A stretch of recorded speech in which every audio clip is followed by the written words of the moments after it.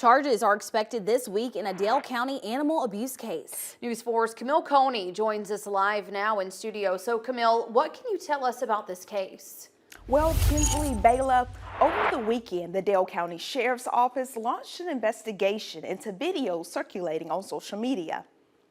Of the two videos, one shows a young man filming himself shooting a dog on the side of the road.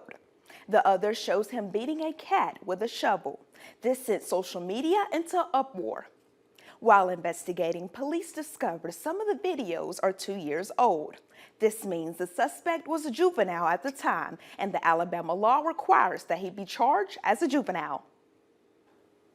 The Dale County Sheriff's Office anticipates filing charges on Tuesday. Kinsley Baila, back to you. Camille Coney, thank you for that report. Due to the suspect's age, no further information about the case will be released.